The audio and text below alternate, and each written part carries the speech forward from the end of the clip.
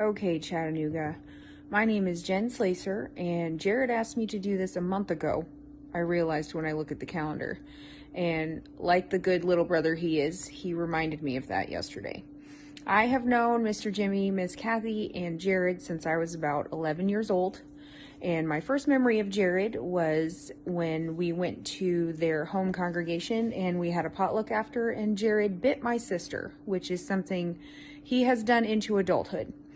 I went to Graceland with Jared, and I spent 3 winter terms and 2 summers down in Chattanooga helping with tutoring and picking kids up and doing church and all the things that you guys get to do that I'm sad that I don't get to do with you anymore.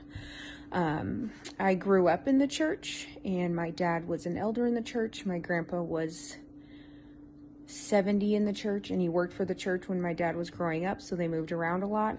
I grew up with a strong faith foundation from my dad, and in the middle of all that, though, I also grew up with an emotionally, verbally, and physically abusive mother, and sometimes my dad.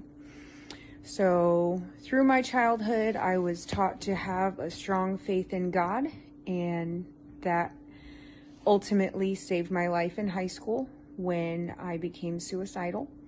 And in the course of that, and out of a lot of prayer and courage, I went to Graceland, which is where I met Jared again. And I was moved to come down to Chattanooga and to experience something completely new. And Jared asked to talk about Jesus and the community of Christ in Chattanooga, and I don't know if he said this, but what it means to me. And for me, the Chattanooga church is family.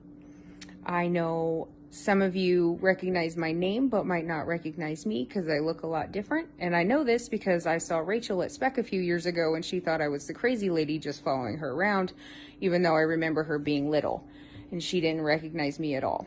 But I have names in my head and faces of people who I love, and Zero telling me not to be scared. And every time I get up in front of anybody, I still hear him telling me that.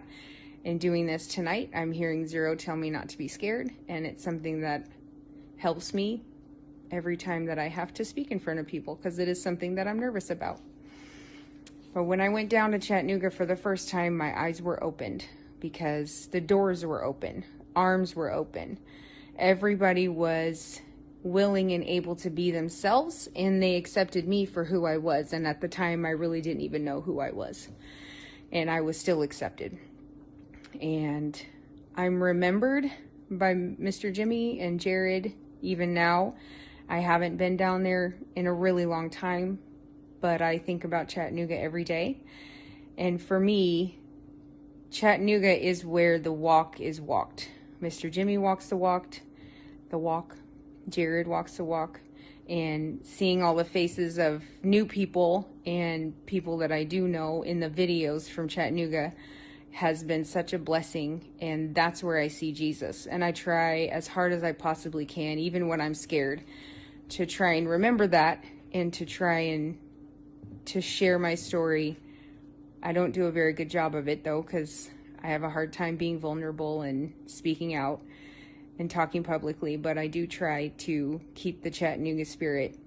And I have very fond memories, some of them embarrassing, from Chattanooga, like when I broke the church van mirror on a mailbox. Jimmy never answered me, but I think I'm the only one that's ever done that, so I consider myself famous. You should ask Mr. Jimmy about the Waffle House story, which is still embarrassing to me.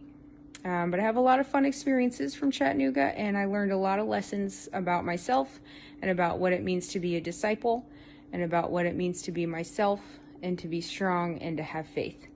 And I thank everyone that I met down there for being themselves and for welcoming me and loving me even now.